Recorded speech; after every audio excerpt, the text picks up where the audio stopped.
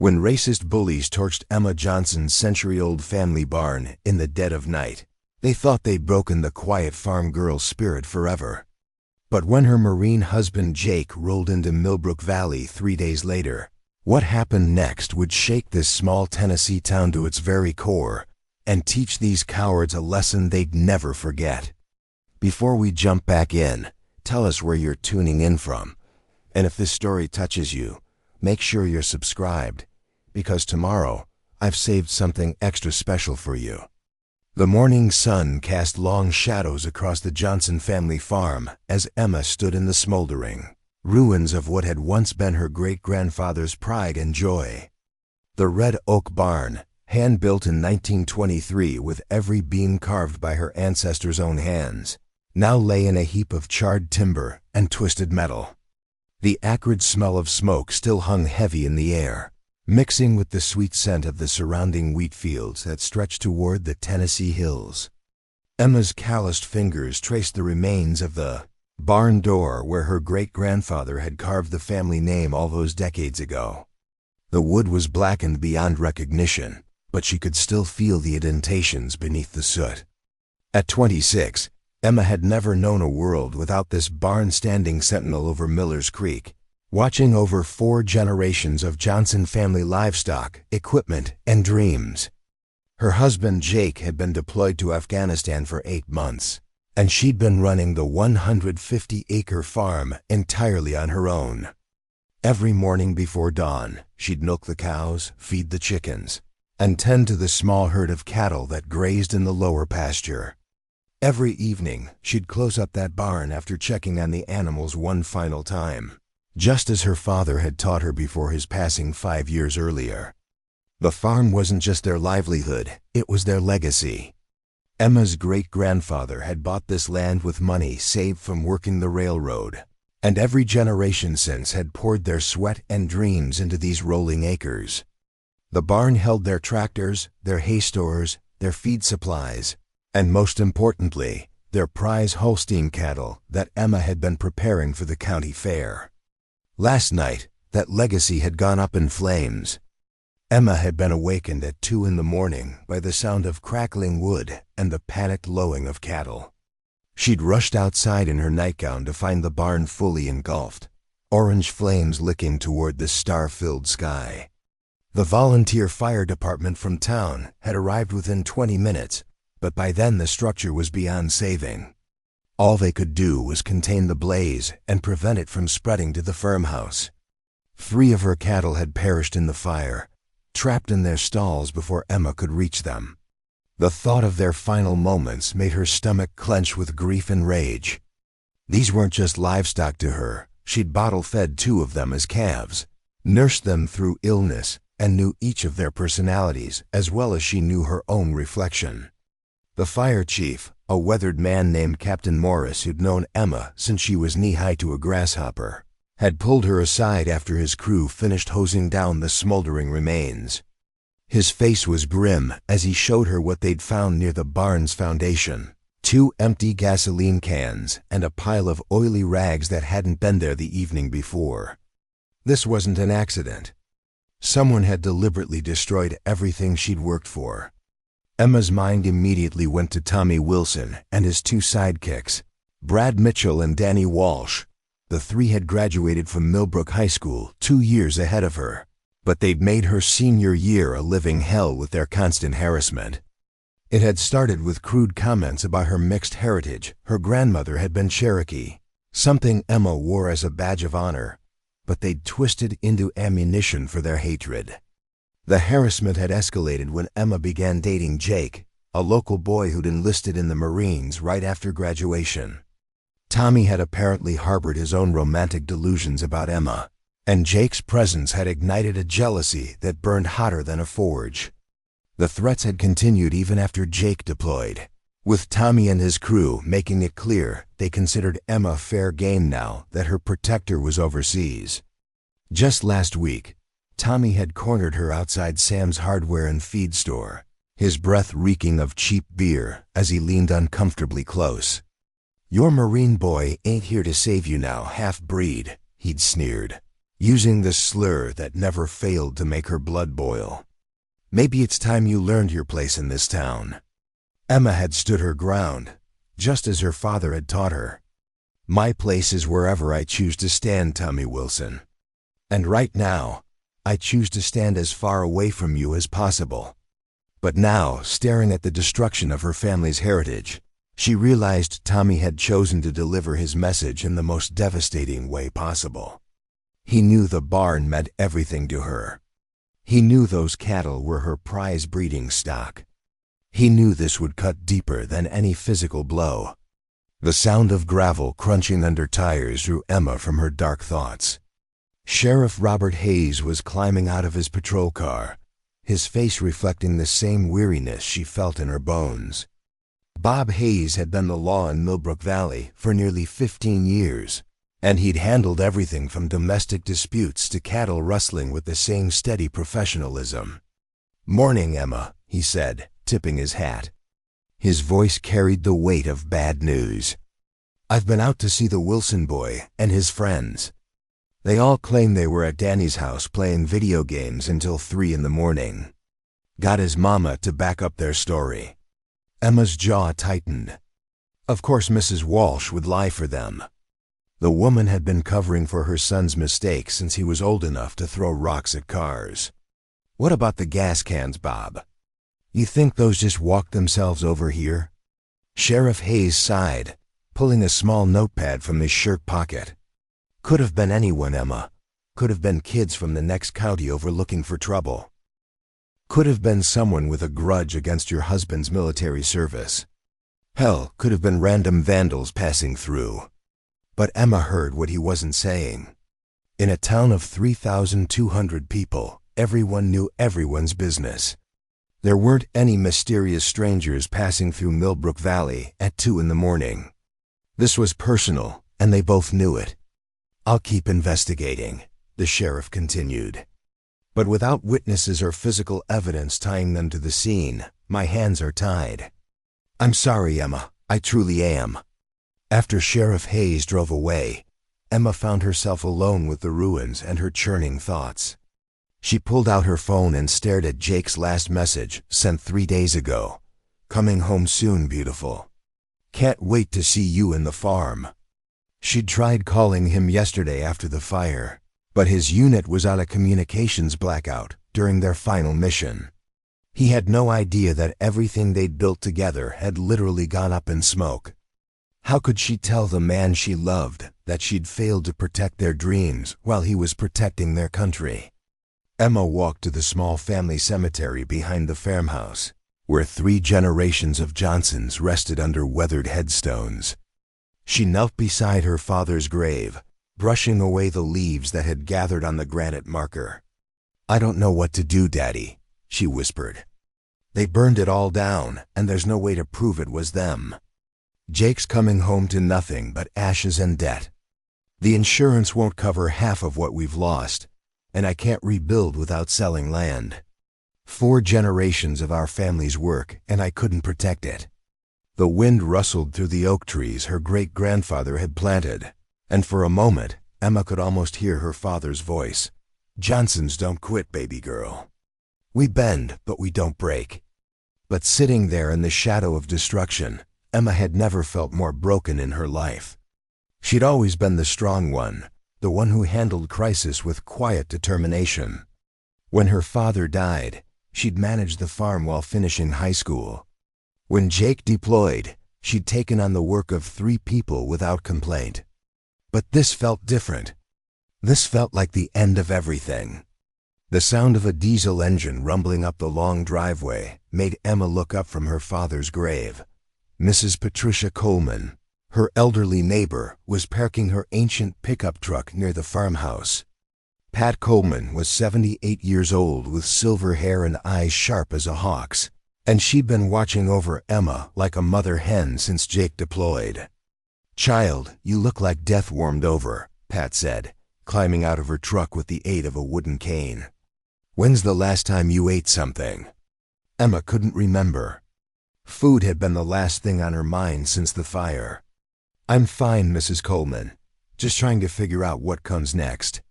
Pat Coleman had lived in Millbrook Valley her entire life, and she had the kind of network that would make the CIA jealous. If anyone had information about last night's events, it would be her. "You know, honey, I was up with my arthritis around midnight, and I saw headlights heading toward your place. 3 vehicles moving real quiet-like with their lights dimmed." Emma's pulse quickened. "Did you recognize the trucks?" "Hard to say for certain in the dark, but one looked an awful lot like that lifted Chevy that Tommy Wilson drives around town, like he owns the place. Another might have been Brad Mitchell's daddy's Ford." This was more than Sheriff Hayes had been able to gather in his entire investigation.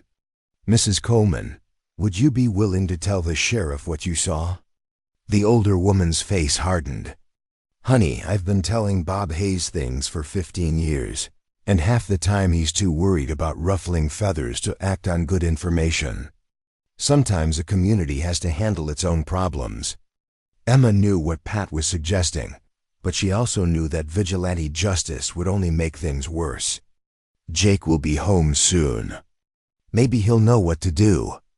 That boy's been gone 8 months fighting for our freedom, and he comes home to find his wife terrorized and his property destroyed." Preparing and narrating this story took us a lot of time, so if you are enjoying it, subscribe to our channel. It means a lot to us. Now back to the story. I suspect Jake Johnson will have some very definite ideas about what needs doing. As if summoned by their conversation, Emma's phone buzzed with a text message from an unknown number. "Heard about your little barn fire. Shame when accidents happen to people who don't belong. Your Marine boy can't protect you from everything." Emma's hands shook as she showed the message to Mrs. Coleman, whose face darkened like a thunderstorm. "That settles it then. They're not even trying to hide behind plausible deniability anymore. What am I supposed to do, Mrs. Coleman? The sheriff can't help, I can't prove anything, and they're getting bolder by the day." Pat Coleman reached into her purse and pulled out an old flip phone, the kind that looked like it had survived the Clinton administration. "You let me make a few calls, honey. Sometimes the cavalry comes from unexpected directions." Emma watched her neighbor's weathered fingers work the phone with surprising speed, placing call after call to numbers she seemed to know by heart. Each conversation was brief and cryptic, but Emma caught enough fragments to understand that Pat Coleman was activating some kind of informal network that extended far beyond Millbrook Valley. "There," Pat said finally, snapping the phone closed with satisfaction. "Sometimes you have to remind people that actions have consequences. Now let's get you fed and cleaned up. Something tells me the next few days are going to be very interesting around here." That evening, Emma sat on her front porch watching the sun set behind the blackened remains of the barn. The sight made her stomach ache with loss, but she found herself thinking about what Mrs. Coleman had said about cavalry coming from unexpected directions. Emma had always been self-reliant, handling problems with quiet determination and hard work. But maybe, just this once, she didn't have to face this battle alone. Her phone buzzed with another message, this one from Jake Sargent. "Johnson's unit clearing base tomorrow. Should be stateside within 48 hours. Emma's heart leaped with relief and terror in equal measure. Relief because she desperately needed her husband's strong arms around her and his calm wisdom to help navigate this crisis. Terror because she knew Jake well enough to predict exactly how he'd react to finding his wife terrorized and his property destroyed while he was serving overseas. Jake Johnson was the gentlest man she'd ever known, patient with injured animals and tender with her fears. But he was also a United States Marine who'd survived 3 combat deployments, and there was a reason his unit called him the Hammer. Some lines, once crossed, could never be uncrossed. As Emma sat in the gathering darkness, listening to the night sounds of the farm and staring at the ruins of 4 generations of dreams, she found herself wondering if Tommy Wilson and his friends had any idea what kind of storm was heading their way. They'd picked a fight with a quiet farm girl, thinking her isolation made her vulnerable. They were about to learn the difference between being alone and being protected by people who preferred to stay in the shadows until the moment their family needed them. Jake Johnson was coming home, and he wasn't coming alone. The next morning arrived with the kind of crisp clarity that made the Tennessee hills look like they'd been painted by an artist's careful brush. Emma had barely slept, her mind churning between grief over her destroyed barn and anticipation of Jake's imminent return. She'd spent the pre-dawn hours walking the perimeter of her property, checking fence lines and trying to assess the full scope of the damage in proper daylight. The barn's destruction looked even worse in the morning sun. What had seemed like a contained disaster in the flickering light of emergency vehicles now revealed itself as complete devastation. The metal roofing had collapsed inward, crushing the wooden framework her great-grandfather had assembled beam by beam. The concrete foundation was cracked from the intense heat, and the smell of charred wood and melted plastic still hung heavy in the air. Emma's prize Holstein cattle had been her pride and joy, descendants of breeding stock her father had spent decades perfecting. The 3 animals lost in the fire represented not just financial loss but the destruction of genetic lines that couldn't be replaced. She'd been planning to enter the youngest heifer in the county fair next month, a tradition the Johnson family had maintained for over 30 years. Walking through the debris, Emma found twisted remnants of farm equipment that had been stored in the barn. Her tractor's hydraulic fluid had fed the flames, creating an inferno hot enough to warp the steel implements beyond recognition. The hay she'd spent all summer cutting and baling was nothing but ash now, representing feed that should have lasted through the winter months. Mike Anderson arrived just after 7 in the morning, his hardware store delivery truck loaded with supplies Emma hadn't ordered. Mike had run Sam's hardware and feed store for 15 years, and he'd extended credit to every farmer in the valley at one point or another. His weathered face showed the same mixture of anger and sympathy that Emma had seen in every neighbor who'd stopped by since the fire. "Brought you some tarps and basic tools," Mike said, climbing out of his truck with the careful movements of a man whose back had protested too many years of heavy lifting. "Figure you'll need to cover what's salvageable until you can sort through everything proper." Emma appreciated the gesture, but the practical reality hit her like a physical blow. "Mike, I can't afford to rebuild right now. The insurance adjuster won't be here until next week, and even then, they're talking about depreciated value on a structure that old." Mike had dealt with enough farming families to understand the economics of rural life. A barn fire wasn't just property damage, it was a potential extinction event for a family operation that survived on narrow margins and careful planning. "You know I'll carry you on credit for whatever you need. Your daddy's word was good enough for me, and yours is too." The generosity of her neighbors had always been one of the things Emma loved most about Millbrook Valley. In a community where everyone knew your business, they also knew your struggles and stood ready to help however they could.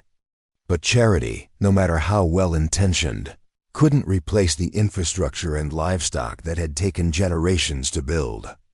"There's something else you should know," Mike continued, his voice dropping to the tone men used when discussing things that couldn't be proven, but everyone understood. "Tommy Wilson was in my store yesterday afternoon, buying rope and work gloves. Paid cash, which isn't like him since he usually puts everything on his daddy's account." Brad Mitchell was with him, acting nervous as a long-tailed cat in a room full of rocking chairs. Emma's pulse quickened. It wasn't evidence that would stand up in court, but it was another piece of a pattern that painted an increasingly clear picture. "Did they say what they needed the rope for?" "Claimed they were helping Danny Walsh's uncle move some furniture, but I've known that family for 20 years, and Ed Walsh hasn't moved so much as a coffee table since his back surgery." Mike's expression suggested he'd filed this information away for future reference. "Just thought you should know, in case it becomes relevant." After Mike left, Emma found herself standing in the ruins again, trying to imagine how she could possibly explain this devastation to Jake. Her husband had enlisted partly to earn money for farm improvements, sacrificing 8 months of their marriage so they could build something lasting together. Now he'd returned to find their dreams literally reduced to ashes. The sound of another vehicle approaching made Emma look up to see Lisa Thompson's sedan pulling into the driveway. Lisa served on the town council and taught 4th grade at Millbrook Elementary, which meant she had her finger on the pulse of community sentiment in a way few people could match. Her presence suggested the situation had become a topic of broader discussion. "Emma, honey, I heard about the fire and wanted to check on you," Lisa said, emerging from her car with a covered casserole dish that probably contained enough food to feed Emma for a week. "How are you holding up?" Emma had grown tired of that question, mainly because she didn't have a good answer. "I'm managing, I suppose. Taking things one day at a time." Lisa had the kind of diplomatic training that came from mediating disputes between parents at school board meetings, but her carefully neutral expression suggested she was wrestling with information she couldn't quite share directly. "You know, there's been some talk around town about what happened here. Some folks are saying it's awfully convenient timing, what with your husband being overseas and all." The implication hung in the air between them like smoke from the destroyed barn. Emma had lived in Millbrook Valley long enough to understand the complex social dynamics that governed small-town life. Public opinion could be more powerful than law enforcement when it came to addressing community problems, but it could also be shaped by prejudices that ran deeper than any legal statute. "Lisa, I need to ask you something, and I need you to be straight with me," Emma said. "Is there talk about this being racially motivated?" Lisa's careful expression cracked slightly, revealing the concern she'd been trying to diplomatically conceal. "Some people are connecting dots, Emma. Everyone knows about the harassment you've faced, and everyone knows those boys have some ugly attitudes about people they consider different. But there's also folks saying, maybe you're reading too much into what might have been random vandalism." Emma understood the subtext.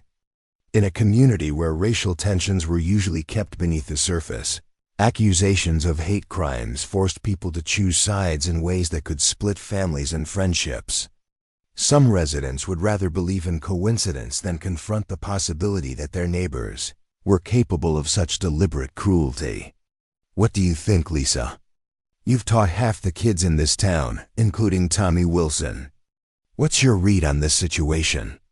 Lisa was quiet for a long moment, weighing her words with the care of someone who understood that small-town politics could be more treacherous than state legislation. "I think Tommy Wilson learned his attitudes from his daddy, and his daddy learned them from his daddy before him.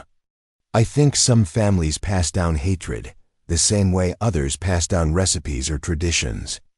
And I think when good people stay quiet about bad behavior, they enable it to get worse." This was as close to an accusation as Lisa could make without crossing lines that might damage her position in the community. Emma appreciated her honesty, even if it confirmed fears she'd been harboring since the fire started. "There's something else," Lisa continued. "I've heard that some of the other families are organizing a barn raising for you. The Millers, the Crawfords, the Hendersons, and about a dozen others. They want to start as soon as the insurance situation gets sorted out." Emma felt tears prick her eyes for the first time since the fire. The tradition of barn raising had deep roots in rural communities, representing the kind of mutual aid that allowed farming families to survive disasters that would destroy individual households. The fact that her neighbors were already planning to help rebuild suggested that community sentiment might be more supportive than she'd dared hope. "That's incredibly generous, but I can't ask people to donate their time and materials when I'm not even sure I can afford to stay on the farm." "Honey, you're not asking. People are offering because they know what this place means, and they know what kind of person you are. Sometimes accepting help is harder than giving it, but community works both ways." After Lisa left, Emma spent the rest of the morning on the phone with her insurance company, trying to navigate the bureaucratic maze of claims processing and damage assessment. The adjuster wouldn't arrive until the following week, and the initial estimate suggested coverage that might replace the structure, but wouldn't account for the lost livestock or the decades of accumulated equipment and supplies. The financial reality was stark. Even with insurance money and community support, rebuilding would require loans that might stretch beyond the farm's ability to generate income. Emma had always known that farming involved gambling against weather, markets, and circumstances beyond anyone's control, but she'd never imagined losing everything to deliberate malice. As the day wore on, Emma noticed increased traffic on the county road that ran past her property.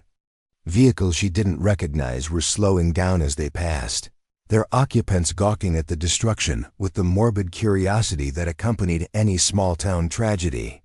Some drivers waved sympathetically, while others seemed to be documenting the scene with cell phone cameras. The attention made Emma uncomfortable in ways she couldn't fully articulate.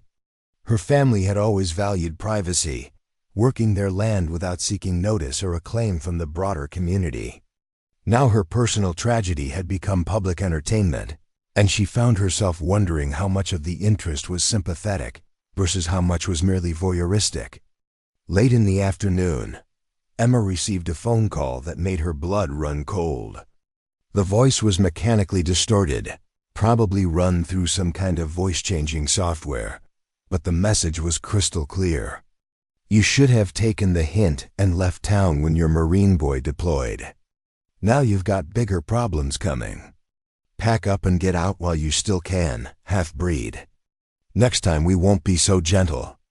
Emma's hands trembled as she ended the call and immediately dialed Sheriff Hayes. The mechanically altered voice had been chilling enough, but the specific reference to her Cherokee heritage left no doubt about the caller's identity or motivations.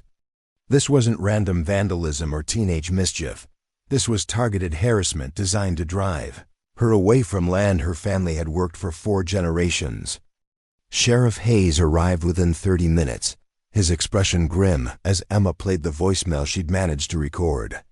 I'll have the phone company trace this, but these voice changers make prosecution difficult, even if we identify the caller. The threat is general enough that it might not meet the legal standard for intimidation. Emma felt her frustration boiling over. Bob, they burned down my barn, killed my cattle, and now they're threatening me directly. How much more evidence do you need? I understand your anger, Emma, I truly do. But feelings and evidence are 2 different things in a courtroom. I need proof that will convince a jury beyond reasonable doubt. And right now I've got suspicions and circumstances, but nothing that ties specific individuals to specific crimes. The conversation was interrupted by the sound of Mrs. Coleman's pickup truck pulling into the driveway, followed by 2 vehicles Emma didn't recognize. Pat Coleman emerged from her truck with the purposeful stride of a woman on a mission, and she was accompanied by 3 men who carried themselves with the unmistakable bearing of military veterans. Emma, honey, I'd like you to meet some friends of mine, Mrs. Coleman said. This is Dave Knox, Marcus Rivera, and Tyler Brooks. They served with Jake overseas, and they've driven down from Fort Campbell to check on things while he's traveling home. Emma's heart leaped with recognition and relief. These were members of Jake's Marine unit, men he'd written about in his letters home with the deep affection reserved for brothers forged in combat. Their presence meant Jake had somehow communicated her situation to his team, and they'd taken it upon themselves to provide support until he could return. Dave Knox stepped forward with the confident bearing of a man accustomed to leadership. His salt and pepper hair and weathered face suggested a career military professional, and his calm gray eyes seemed to catalog every detail of the scene around him. Ma'am, Jake asked us to keep an eye on things until he gets back. We understand you've had some trouble. Sheriff Hayes straightened slightly, recognizing the subtle shift in dynamics that had just occurred. The presence of active-duty Marines changed the equation in ways that local law enforcement would need to navigate carefully. Gentlemen, I appreciate your concern, but this is a local matter being handled through proper channels. Marcus Rivera, a broad-shouldered man with intricate tattoos visible beneath his rolled sleeves, smiled with the kind of patience that suggested he'd dealt with bureaucratic obstacles before. Absolutely, Sheriff. We're just here to provide moral support for a Marine's wife while he's traveling home from deployment. Nothing more than that. Tyler Brooks, younger than his companions but carrying himself with the same quiet confidence, was already examining the burned barn with the systematic attention of someone trained to assess hostile situations. His questions were precisely targeted and revealed a level of technical knowledge that suggested expertise in areas Emma couldn't begin to guess. "Mrs. Johnson, have you noticed any surveillance on your property? Anyone taking photos, timing your routines, or monitoring when you're home versus away?" Emma realized she hadn't considered the possibility that the barn fire might have been preceded by reconnaissance. "I don't think so, but I've been focused on farm work and probably wouldn't have noticed unless it was obvious." Tyler's expression suggested this was information worth noting. Moving forward, it would be good to document any unusual activity. Sometimes people who commit crimes like this can't resist returning to observe the aftermath. Sheriff Hayes was clearly uncomfortable with the direction the conversation was taking. "Now let's not get ahead of ourselves here. We don't know that this was anything more than random vandalism, and I don't want outside parties conducting their own investigations." Dave Knox's smile never wavered, but his tone carried undertones that suggested Sheriff Hayes might want to reconsider his position. "Sheriff, we absolutely respect your authority and jurisdiction. We're just providing support for a military family during a difficult time. I'm sure you understand how important it is for deployed service members to know their families are protected." The subtext was clear enough that even Emma could read between the lines. Jake's unit was serving notice that they considered her welfare their responsibility, and they would be monitoring the situation with professional interest. Sheriff Hayes could either work with them or around them, but they weren't going away. After the sheriff left, looking considerably less confident than when he'd arrived, Emma found herself sitting on her front porch with 3 Marines who'd driven several hours to check on her welfare. The gesture touched her more deeply than she could express, representing the kind of loyalty and brotherhood that Jake had tried to describe in his letters home. "Jake doesn't know about the fire yet," Emma admitted. "His unit has been on communications blackout for their final mission, and I didn't want to distract him when there was nothing he could do from overseas." Dave Knox nodded approvingly. "Smart thinking. But he'll be stateside tomorrow, and he'll want a full briefing on the situation. Is there anything else we should know about the harassment you've been facing?" Emma found herself describing months of escalating intimidation, from verbal abuse in town to anonymous threatening letters, to the destruction of her property. The Marines listened with the kind of focused attention that suggested they were mentally cataloging information for future reference. "These boys have been testing boundaries," Marcus observed, "seeing how far they can push before someone pushes back. They picked what they thought was an isolated target and escalated until they committed serious crimes." Tyler had been quietly examining the area around the barn's foundation, and he returned with something interesting in his hand. "Mrs. Johnson, I found this about 50 yards into the tree line. Looks like someone was watching the fire from a concealed position." Emma stared at the cigarette butt Tyler had found, her stomach churning with the realization that her tormentors had likely remained on her property to enjoy watching their handiwork. The idea of them hiding in her woods, probably laughing while her cattle died and her family's heritage burned, filled her with a rage she'd never experienced before. "Can that be tested for DNA?" she asked. "Possibly, but local law enforcement would need to request the analysis, and it's expensive for property crimes," Dave explained. "But it's good evidence to have, just in case the situation escalates further." The conversation was interrupted by the arrival of another vehicle, this one a lifted Chevrolet truck with oversized tires and a Confederate flag bumper sticker that made Emma's blood pressure spike instantly. Tommy Wilson climbed out of the driver's seat with the swagger of someone who believed he owned the world, followed by Brad Mitchell and Danny Walsh. Emma felt her 3 Marine protectors tense immediately, their casual conversation dying as they shifted into alert awareness. Dave Knox rose from his chair with fluid grace, placing himself between Emma and the approaching men with movements that seemed natural, but were clearly strategic. "Well, well," Tommy called out, his voice carrying the false cheer of someone enjoying another person's misfortune. "Heard you had some excitement around here, Emma. Real shame about that old barn. Must be tough losing everything your family built." The mockery in his tone was barely concealed, and Emma felt her temper flare despite her determination to remain calm. "What do you want, Tommy?" "Just being neighborly, checking on a friend in her time of need. Though I see you've got some new friends keeping you company."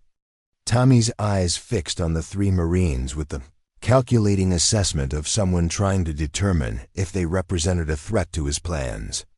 Brad Mitchell, never as smart as he thought he was, chose that moment to add his own commentary.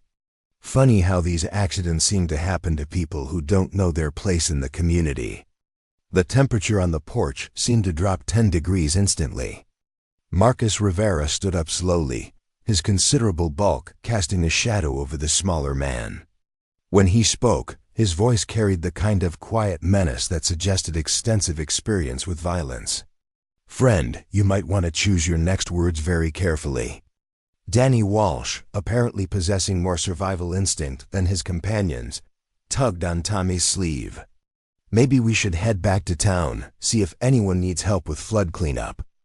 But Tommy Wilson had always been too arrogant for his own good, and the presence of witnesses seemed to embolden rather than restrain him. "I don't think I was talking to you, soldier boy. This is between me and the lady here." Dave Knox stepped forward with the kind of calm authority that Emma had seen Jake display when dealing with difficult situations. "Actually, anything involving Mrs. Johnson is our concern now. So why don't you explain exactly what kind of accident you think happened here?" Emma watched the confrontation unfold with a mixture of fear and fascination. The three Marines never raised their voices or made overtly threatening gestures, but their presence radiated the kind of controlled danger that made smart people reconsider their choices. Unfortunately, Tommy Wilson had never been accused of being particularly smart. "I'm thinking maybe some people need to learn that actions have consequences," Tommy said, his eyes fixed on Emma with unmistakable malice. "And maybe some people need to understand that this town has certain expectations about who belongs and who doesn't." Tyler Brooks had been quietly documenting the conversation with his phone, and now he stepped forward with a smile that didn't reach his eyes. "Thank you for clarifying your position, Mr. Wilson. That's very helpful for our records." The realization that his words were being recorded seemed to penetrate Tommy's alcohol-fueled bravado, and his expression shifted from arrogance to uncertainty. "You can't record private conversations without permission." "Actually, Tennessee is a one-party consent state," Tyler replied cheerfully. "And Mrs. Johnson, as the property owner, has every right to document visitors to her land." Danny Walsh grabbed Tommy's arm more forcefully this time. "We need to go, now." As the three men retreated to their truck, Tommy called back over his shoulder, "Enjoy your Marine friends while they last. Emma, they can't stay forever, and some problems don't go away just because you call for backup." After the truck disappeared down the driveway, Emma found herself shaking with reaction to the confrontation. The barely veiled threats had been bad enough, but the casual racism and the implication that more violence was coming left her feeling more vulnerable than ever. "That was a mistake on their part," Dave observed. "Threatening you in front of witnesses, especially witnesses with military training and recording equipment. They just moved this from small-town harassment to potential federal crimes." Emma didn't understand the legal implications, but she could see that the Marines were taking the situation much more seriously now. "What do you mean, federal crimes?" Marcus was already on his phone, apparently contacting someone with the kind of authority that local sheriffs didn't possess. Racially motivated threats against military families can trigger federal hate crime statutes, especially when they involve destruction of property and intimidation tactics. These boys just graduated from local troublemakers to potential domestic terrorists. The idea that her quiet farm had become the center of a federal investigation felt surreal, but Emma was beginning to understand that her situation had implications beyond personal harassment. Military families deserved protection, and threats against them while service members were deployed represented attacks on the entire system of national defense. "Jake gets home tomorrow," she said quietly. "What do you think he'll do when he finds out about all this?" The three Marines exchanged glances that suggested they knew Jake Johnson well enough to predict his reaction with uncomfortable accuracy. Dave Knox's expression was sympathetic but realistic. "Ma'am, Jake's going to be very angry about what's happened to you and your property. But he's also a professional Marine with 8 months of combat experience, and he understands the importance of measured responses. We'll make sure he has all the facts before he decides how to handle this situation." Emma appreciated their concern, but she knew her husband well enough to understand that some lines, once crossed, couldn't be uncrossed. Jake had left for deployment with specific promises about protecting his wife and their shared dreams. He was returning to find those promises broken by men who'd targeted Emma specifically because they thought her isolation made her vulnerable. Tomorrow would bring a reckoning that had been months in the making, and Emma suspected that Tommy Wilson and his friends had no idea what kind of storm was heading their way. They'd picked a fight with a quiet farm girl, thinking her Cherokee heritage and her husband's absence made her easy prey. They were about to learn the difference between being alone and being protected by people who'd sworn an oath to defend the innocent against all enemies, foreign and domestic.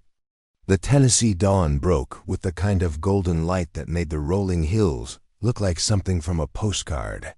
But Emma Johnson barely noticed the beauty surrounding her family's land. She'd been awake since 4 in the morning, pacing the farmhouse kitchen while coffee grew cold in her mug and her stomach churned with anticipation that felt more like dread. Today, Jake was coming home. Emma had spent the night rehearsing different ways to explain the destruction of everything they'd built together, but every version of the conversation ended with her feeling like she'd failed in her most basic responsibility. Jake had trusted her to protect their shared dreams while he served overseas, and she'd been powerless to prevent their destruction by men who saw her mixed heritage as justification for cruelty.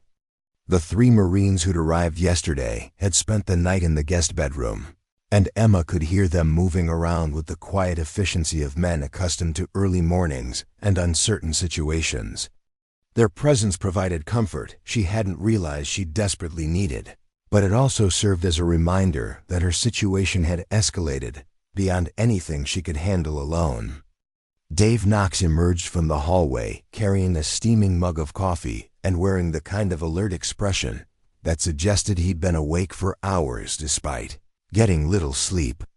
His salt and pepper hair was perfectly groomed, and his civilian clothes couldn't disguise the military bearing that marked him as a professional soldier. "Jake's transport lands at Nashville at 1400 hours, he said, checking his watch with practiced precision. "We'll drive up to meet him and brief him on the situation during the ride back. Better he hears it from us than sees it cold." Emma appreciated their thoughtfulness, but she couldn't shake the feeling that she should be the one to tell her husband about the destruction of their barn and the harassment that had preceded it. "I should come with you. He needs to hear this from me." Marcus Rivera joined them in the kitchen, his broad frame filling the doorway as he poured coffee with movements that seemed too delicate for his size. "Ma'am, with respect, Jake's going to need time to process what's happened here before he sees the actual damage. 8 months of combat deployment, followed by news that his wife's been terrorized and his property destroyed. That's a lot for any man to handle." Tyler Brooks appeared with a laptop computer and what looked like a detailed tactical assessment of the property and surrounding area. His younger face carried the serious expression of someone who'd learned to think 3 steps ahead of potential threats. "I've been monitoring local communications since yesterday, and there's increased chatter about outside interference in community business. Word is spreading that military personnel are asking questions. Emma felt a chill that had nothing to do with the morning air. Is that going to make things worse for everyone? Not worse, Tyler replied. But it changes the dynamic. Tommy Wilson and his friends thought they were dealing with an isolated woman with no resources or connections. Now they know they're facing trained military personnel with federal connections and legal authority to investigate crimes against military families. The sound of vehicles approaching made all four of them tense immediately. Emma moved to the kitchen window and saw Sheriff Hayes pulling into the driveway, followed by a sedan she didn't recognize. The sheriff's body language suggested he was not arriving for a casual social call. "Looks like we're about to get official," Dave observed, setting down his coffee mug and straightening his shoulders in a way that transformed him from friendly visitor to commanding officer. "Emma, let us handle the initial conversation. We've dealt with local law enforcement before." Sheriff Hayes emerged from his patrol car looking like a man who'd spent the night wrestling with problems above his pay grade. His uniform was impeccable as always, but his face showed the strain of someone caught between competing pressures and unclear jurisdictions. The man who got out of the sedan was clearly federal law enforcement, carrying himself with the confident authority that came from having resources local sheriffs could only dream about. "Mrs. Johnson," Sheriff Hayes called out as the group assembled on the front porch. "This is Special Agent Carson from the FBI's Nashville field office. He'd like to ask you some questions about recent events." Special Agent Carson looked like Central Casting's idea of a federal investigator: medium height, unremarkable features, and clothes that suggested government salaries and practical considerations. But his eyes held the sharp intelligence of someone who made a living extracting truth from people who preferred to keep secrets. "Mrs. Johnson, I understand you've been experiencing harassment that escalated to property destruction and direct threats. I'd like to hear your account of events, starting with the first incident you can remember." Emma found herself describing months of escalating intimidation with a level of detail she hadn't realized she'd retained. Agent Carson listened without interruption, occasionally making notes, but mostly maintaining the kind of focused attention that suggested he was mentally cataloging information for future reference. "The voice-altered phone call is particularly interesting," Carson said when Emma finished her account. "That level of technical sophistication suggests premeditation and planning. This wasn't a spontaneous crime of opportunity." Dave Knox stepped forward with the bearing of someone accustomed to briefing federal officials. "Agent Carson, we've documented additional evidence of surveillance and intimidation, tactics that suggest coordinated harassment targeting Mrs. Johnson, specifically because of her ethnic background and her husband's military service." Carson's expression shifted slightly, indicating that the federal implications of the case had not been lost on him. "Gentlemen, I appreciate your assistance, but I need to conduct official interviews without the presence of unauthorized personnel." Marcus Rivera smiled with the kind of patience that suggested he'd navigated federal bureaucracy before. "Agent Carson, we're not unauthorized personnel. We're active-duty Marines providing security for a military family during a deployment transition. Our presence is entirely appropriate and officially sanctioned." The subtle power struggle playing out on her front porch made Emma realize that her situation had implications far beyond personal harassment. Federal agencies and military personnel were now involved in what had started as small-town bullying, and the stakes were escalating in ways she couldn't fully comprehend. Tyler Brooks chose that moment to produce his laptop and begin sharing what appeared to be detailed surveillance data. "Agent Carson, we've documented patterns of behavior that suggest this harassment campaign was designed to escalate toward more serious violence. The barn fire was likely intended as a warning, not the end goal."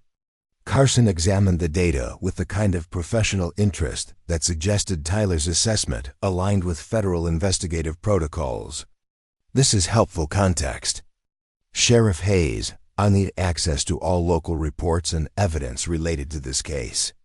Sheriff Hayes looked like a man who'd lost control of his own jurisdiction, but he nodded with the resignation of someone who understood that federal involvement was now inevitable. Agent Carson, I've been investigating this case to the best of my ability, but I have to tell you that proving specific individuals committed these crimes has been challenging. That's because you've been thinking like a local law enforcement officer instead of a federal investigator, Carson replied. Hate crimes against military families fall under federal jurisdiction, which means we have resources and legal tools that local departments don't possess. Emma was still processing the implications of federal involvement when the sound of another vehicle approaching drew everyone's attention. Mrs. Coleman's ancient pickup truck was pulling into the driveway, but this time she wasn't alone. 3 more vehicles followed her, and Emma recognized several of her neighbors climbing out with the purposeful movements of people responding to a community crisis. Mike Anderson led the group, carrying what appeared to be a petition or formal document. Behind him were families Emma had known her entire life: the Millers, the Crawfords, the Hendersons, and nearly a dozen others. Their presence suggested that word of federal involvement had spread through the community's informal communication networks with typical small-town efficiency. Agent Carson, Mike said, stepping forward with the confidence of someone speaking for a larger group. We're here to provide witness statements and support for Emma Johnson. This community won't tolerate the kind of harassment she's endured, and we want to make sure justice is served. Mrs. Coleman moved to stand beside Emma with the protective instincts of a mother defending her young. Pat Coleman, she said, extending her hand to the federal agent. I've lived in this valley for 78 years, and I've never seen anything as deliberate and cruel as what's been done to this family. Carson appeared to recognize that he was witnessing something significant in terms of community response to the crimes. Mrs. Coleman, I'd very much like to hear your account of events, particularly any observations about the night of the barn fire. What followed was a detailed recounting of witness observations that painted a picture of coordinated harassment far more extensive than Emma had realized. Her neighbors had been watching, documenting, and quietly gathering evidence of the escalating intimidation campaign. Their testimony transformed isolated incidents into a clear pattern of hate-motivated crimes.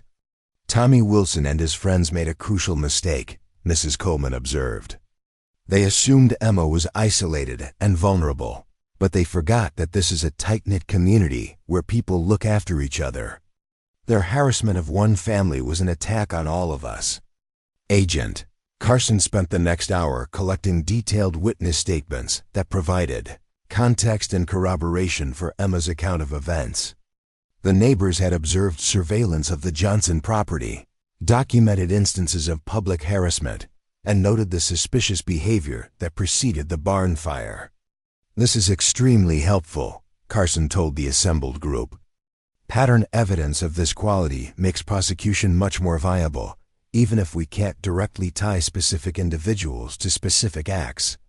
The conversation was interrupted by Tyler Brooks, who'd been monitoring communications equipment with growing concern. Agent Carson, we have a problem. Local radio chatter suggests that word of federal involvement has reached our subjects, and they may be planning to accelerate their timeline. Carson's expression hardened immediately. What kind of acceleration are we talking about? Unclear, but there's discussion of finishing what they started before outside interference can complicate things further. Given their escalation pattern, that could mean direct violence against Mrs. Johnson or her property. Emma felt her blood chill at the implication that Tommy Wilson and his friends might be planning something, even worse than burning down her barn. The idea that federal involvement could actually provoke more dangerous behavior hadn't occurred to her, and she suddenly wondered if involving outside authorities had been a mistake. Dave Knox was already coordinating with his team, using hand signals and brief radio communications that suggested they were implementing security protocols. Agent Carson, we recommend immediate protective custody for Mrs. Johnson until her husband arrives and the situation stabilizes. Protective custody means leaving the farm, Emma said, her voice sharper than she'd intended. I won't be driven away from land my family has worked for 4 generations. That's exactly what they want. Marcus Rivera's expression suggested he understood her position, but disagreed with her reasoning. Ma'am, courage is knowing when to fight and when to live to fight another day. If these men are planning direct violence, staying here makes you a target they can't miss. The debate was interrupted by the sound of multiple vehicles approaching at high speed. Emma counted at least 4 trucks roaring up the county road toward her property, their engines loud enough to suggest they'd been modified for performance rather than efficiency. Her stomach dropped as she recognized the lead vehicle as Tommy Wilson's lifted Chevrolet. Everyone inside now, Dave Knox commanded, his voice carrying the absolute authority of someone accustomed to life-or-death decision-making. Emma, do you have firearms in the house? Emma nodded, her mouth too dry to speak. Her father had taught her to shoot when she was 12, and Jake had insisted on maintaining weapons for farm protection and hunting. She'd never imagined needing them to defend her home against neighbors she'd known her entire life. Agent Carson was already on his radio, calling for backup that Emma hoped would arrive before the situation spiraled completely out of control. Sheriff Hayes looked like a man watching his worst nightmares become reality, and the assembled neighbors moved toward their vehicles with the urgent efficiency of people who recognized immediate danger. The trucks pulled into Emma's driveway in a formation that suggested tactical planning rather than spontaneous aggression. Tommy Wilson emerged from the lead vehicle with Brad Mitchell and Danny Walsh, but this time they weren't alone. Emma counted at least 8 men, some she recognized as local troublemakers and others who appeared to be outsiders brought in, specifically for intimidation purposes. Emma Johnson, Tommy called out, his voice carrying across the farmyard with amplified confidence that suggested chemical enhancement. Time for you and your federal friends to learn some lessons about community standards and local authority. Dave Knox positioned himself at the front window with the practiced movements of someone who'd faced hostile forces before. Agent Carson, how long until backup arrives? 20 minutes for local support, 45 for federal tactical teams, Carson replied grimly. These men picked their timing well. Tyler Brooks had established what appeared to be a communications post, coordinating with external resources while monitoring the approaching threat. 8 hostiles confirmed, at least 3 carrying visible weapons. This has moved beyond harassment into active siege. Emma found herself caught between terror and fury as she watched armed men position themselves around her family's property with the clear intention of forcing a confrontation. These were people she'd grown up with, attended school with, passed in the grocery store every week. Now they were pointing weapons at her home while federal agents and Marines prepared to defend her life. Marcus Rivera checked the magazine on what Emma realized was a service pistol he'd been carrying concealed. Emma, I need you to stay away from windows and be ready to move to the basement if this situation escalates. We're trained for this kind of confrontation, but civilian safety is our primary concern. Mrs. Coleman, who'd remained in the house despite suggestions that she leave with the other neighbors, positioned herself near Emma with the determined expression of someone who'd lived through enough history to recognize genuine evil when she saw it. Honey, your great-grandfather faced down the Klan when they tried to intimidate Cherokee families in this valley. Some fights get passed down through generations until someone has the courage to finish them. The standoff continued for what felt like hours, but was probably only minutes, with both sides assessing tactical positions while trying to determine whether violence was inevitable or avoidable. Emma could see Tommy Wilson coordinating with his men, pointing toward different aspects of her property and apparently discussing approaches that would maximize intimidation while minimizing legal exposure. Agent Carson was conducting his own tactical assessment, communicating with backup units while evaluating options for de-escalating the situation before it became a firefight that could destroy the peaceful character of Millbrook Valley forever. Mrs. Johnson, Is there any kind of negotiation these men might respond to? Any way to resolve this without violence? Emma considered the question seriously, but her knowledge of Tommy Wilson's character suggested that negotiation would be interpreted as weakness rather than wisdom. Agent Carson, these men have spent months escalating their harassment because they believed I was vulnerable and isolated. Showing any sign of backing down will just convince them they were right all along. The tactical situation shifted dramatically when the sound of helicopter rotors became audible in the distance, growing steadily louder as military aircraft approached the Johnson farm. Tyler Brooks confirmed what Emma already suspected. Jake's unit was arriving ahead of schedule, and they weren't coming alone. Jake's transport was diverted to provide immediate support, Tyler announced. ETA 5 minutes, with a full tactical team prepared for hostile engagement. Tommy Wilson apparently possessed enough survival instinct to recognize that the situation had changed fundamentally. Armed confrontation with federal agents was one thing, but engaging active duty, Marines supported by military aircraft, represented a level of escalation that even alcohol and stupidity couldn't rationalize.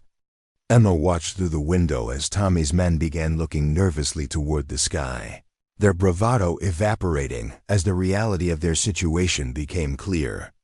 What had started as small-town harassment had escalated into a potential combat engagement with federal and military forces, and even the most committed racists understood that some fights couldn't be won. The helicopter that settled onto Emma's front pasture carried more than just her returning husband. Jake Johnson emerged from the aircraft with the controlled urgency of someone who'd been briefed on the situation during flight, followed by a team of Marines who moved with the systematic precision of a unit prepared for immediate combat. Emma's heart leaped at the sight of her husband's familiar silhouette, but she could see even from a distance that 8 months of deployment had changed him in ways that went beyond physical appearance. Jake moved with the confident authority of someone who'd faced genuine threats and emerged stronger, and his assessment of the tactical situation was immediate and comprehensive.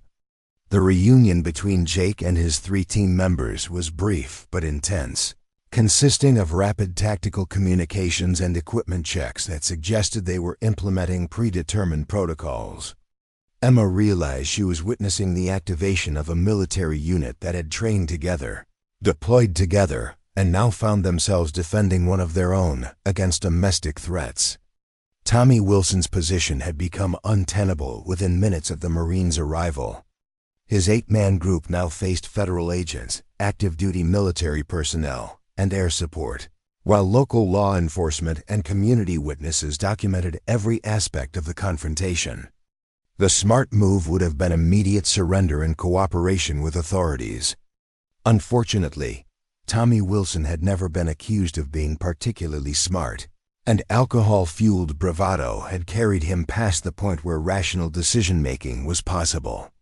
Instead of retreating, he chose to escalate one final time, apparently believing that commitment to his cause would somehow overcome the impossible tactical disadvantage he'd created for himself and his followers. What happened next would be remembered in Millbrook Valley for generations to come, a moment when the consequences of hatred and stupidity collided with the reality of military precision and federal authority. Emma watched her husband stride across the farmyard with the controlled fury of a man who'd returned from war to find his family terrorized and his property destroyed. Jake Johnson had spent 8 months protecting American interests overseas, and now he was home to discover that the greatest threat to his family's safety had come from the very community he'd sworn to defend. The reckoning that followed would prove that some lines, once crossed, could never be uncrossed, and that targeting a Marine's family was a mistake that carried consequences no amount of local prejudice could protect against. Jake Johnson's boots hit Tennessee soil with the measured stride of a man who'd spent 8 months longing for this moment, but the homecoming he'd imagined during countless nights in Afghan foxholes bore no resemblance to the armed standoff greeting his return. His steel-gray eyes swept across the scene with tactical precision, cataloging the destroyed barn, the federal agents, the hostile formation of local men, and finally settling on Emma's face in the farmhouse window. 8 months of separation collapsed into a single heartbeat of recognition and rage as Jake processed what his wife had endured while he'd been serving overseas. The gentle woman who'd sent him care packages filled with homemade cookies and letters scented with lavender had been terrorized by men who'd mistaken her isolation for vulnerability. That miscalculation was about to cost them everything they thought they understood about power and consequences. Tommy Wilson stood frozen beside his lifted truck, alcohol-fueled bravado evaporating as he faced the reality of Jake Johnson's return. The Marine who'd left Millbrook Valley 8 months earlier had been a local farm boy with military training. The man who emerged from that helicopter was a combat veteran who'd learned to eliminate threats with surgical precision. And Tommy suddenly understood that his months of harassment had created an enemy far more dangerous than anything his racist imagination had conceived. Jake's reunion with his team was conducted in the economical hand signals and abbreviated communications of a unit that had operated together in life-or-death situations. Dave Knox provided a rapid tactical briefing while Marcus Rivera and Tyler Brooks established defensive positions that transformed Emma's farmyard into a controlled battlefield. Their movements carried the fluid precision of professionals who'd faced genuine threats and emerged victorious. Agent Carson approached Jake with the careful respect federal law enforcement reserved for decorated combat veterans. "Sergeant Johnson, I'm Special Agent Carson, FBI. We've been investigating the harassment campaign against your wife, and this situation has escalated beyond local law enforcement capabilities." Jake's response was measured but carried undertones that suggested infinite patience had finite limits. "Agent Carson, I appreciate federal involvement, but this situation has personal dimensions that extend beyond criminal prosecution. These men targeted my family specifically because they believed military deployment made us vulnerable to their hatred." The tactical assessment Jake conducted was comprehensive and immediate. 8 local men with small-town swagger and deer-hunting rifles faced federal agents, active-duty Marines, and helicopter support. The smart move would have been immediate surrender, but intelligence had never been Tommy Wilson's strongest characteristic, and desperation had a way of making stupid people even more dangerous. Emma emerged from the farmhouse despite protective protocols, drawn by 8 months of separation and the desperate need to touch her husband and confirm his safe return. Jake's expression softened infinitesimally as she approached, but his tactical awareness remained absolute. He positioned himself between Emma and the hostile formation while maintaining visual contact with potential threats. "Jake," Emma whispered, her voice carrying months of accumulated fear and loneliness. "They burned everything down. The barn, the cattle, everything Daddy and Granddaddy built.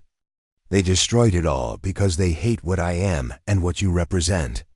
The information confirmed intelligence Jake had received during his flight home, but hearing it directly from Emma's lips transformed abstract briefing data into personal motivation for action. His jaw tightened with the kind of controlled fury that had made him effective in urban combat situations where civilian safety required surgical precision rather than overwhelming force.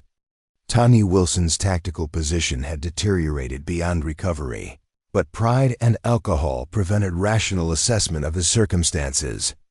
Instead of retreating, he chose to double down on the confrontation that had already escalated far beyond his ability to control or comprehend. "Johnson," he called out, his voice carrying the false confidence of someone trying to convince himself as much as his audience. "You come back here thinking you're some kind of hero, but this is still our town with our rules. Your half-breed wife needs to learn her place." The racial slur hung in the air like gunpowder smoke, transforming an already volatile situation into something that transcended law enforcement and entered the realm of personal honor. Jake had spent 8 months fighting overseas to protect the freedoms that men like Tommy Wilson took for granted while using those same freedoms to terrorize innocent families. The irony was not lost on him, and his response would be proportional to the offense. Marcus Rivera's hand moved imperceptibly toward his sidearm, recognizing the shift in dynamics that occurred when professional soldiers were confronted with direct threats to their families. Tyler Brooks adjusted his position to provide better fields of fire while maintaining communications with external support units. Dave Knox assumed overall tactical command, coordinating with Agent Carson to ensure that whatever happened next occurred within legal frameworks that would protect everyone except the guilty. Sheriff Hayes found himself caught between competing authorities and escalating tensions that threatened to transform his quiet rural jurisdiction into a federal crime scene. His experience with domestic disputes and property crimes had not prepared him for armed confrontations involving military personnel and federal agents, and his primary concern was preventing bloodshed that would haunt Millbrook Valley for generations. "Tommy," Sheriff Hayes called out, his voice carrying the desperate authority of someone trying to prevent inevitable disaster. "You need to stand down right now. This situation has gone way beyond anything you can handle, and people are going to get hurt if you don't start thinking clearly." But clarity had abandoned Tommy Wilson hours earlier when he'd made the decision to confront federal agents and active duty Marines with a collection of local troublemakers whose combined military experience consisted of weekend hunting, trips, and action movie fantasies. His tactical assessment was fatally flawed, his legal position was indefensible, and his moral authority had evaporated the moment he'd chosen terrorism as a response to racial prejudice. Jake's assessment of the situation was thorough and professional, but his emotional response was intensely personal. 8 months of deployment had been justified by the promise that he was protecting American families from overseas threats, only to discover that the greatest danger to his own family had come from domestic terrorism practiced by neighbors who'd grown up in the same community he'd sworn to defend. The helicopter pilot maintained radio contact with Jake's unit while coordinating with federal authorities to ensure that air support remained available if ground forces required immediate extraction or reinforcement. The presence of military aircraft over Tennessee farmland represented an escalation that local law enforcement had never contemplated, and it served as unmistakable evidence that this confrontation had transcended local jurisdiction. Mrs. Coleman had positioned herself near the farmhouse with the determined expression of someone who'd witnessed enough history to recognize genuine evil when confronted with it. Her presence provided moral weight to the proceedings, representing community judgment that extended beyond law enforcement or military authority. Tommy Wilson wasn't just facing federal prosecution, he was confronting the condemnation of neighbors who'd known him since childhood and found his actions inexcusable. Emma's neighbors had formed an informal perimeter around the Johnson property, documenting events with cell phone cameras while providing witness testimony that would prove crucial in subsequent legal proceedings. Their presence demonstrated community support that extended far beyond individual friendship, representing collective rejection of the hatred and intimidation that Tommy Wilson had mistaken for shared sentiment. Agent Carson maintained communication with federal prosecutors who were already preparing charges that would remove this case from local jurisdiction entirely. Hate crimes against military families carried federal penalties that reflected national priorities about protecting service members and their dependents from domestic terrorism. Tommy Wilson's actions had transformed local harassment into federal offenses that would be prosecuted with resources he couldn't comprehend or defend against.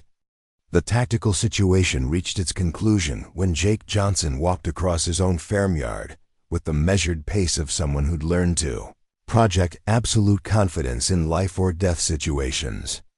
His approach was neither hurried nor hesitant, carrying the inevitable quality of natural consequences finally catching up with deliberate choices. Tommy Wilson had spent months terrorizing Emma because he'd believed Jake's absence made her vulnerable. That calculation was about to be corrected permanently. "Tommy Wilson," Jake said, his voice carrying across the distance between them with the kind of clarity that made everyone present strain to hear his words. "You burned down my family's barn. You killed my cattle. You terrorized my wife while I was serving overseas. You targeted her because of her Cherokee heritage and because you thought my deployment made her an easy victim." Each accusation was delivered with the systematic precision of someone presenting evidence in a formal proceeding. But the underlying current of controlled fury made it clear that this was more than legal documentation. Jake was providing Tommy with a final opportunity to comprehend the full scope of his mistakes before facing consequences that no amount of local prejudice could mitigate. Tommy's response revealed the fundamental cowardice that had always motivated his harassment of people he perceived as vulnerable. Faced with direct confrontation from someone capable of defending himself and others, Tommy's racism collapsed into the whimpering desperation of someone who'd finally encountered consequences for his choices. "Johnson, this ain't what you think.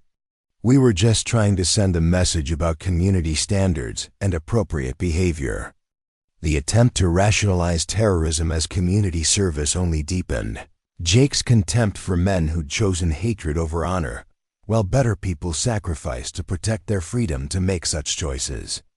"The message you sent was received clearly, Tommy. You declared war on my family while I was serving overseas. Now I'm home, and it's time for you to learn what happens when you target Marines and their families."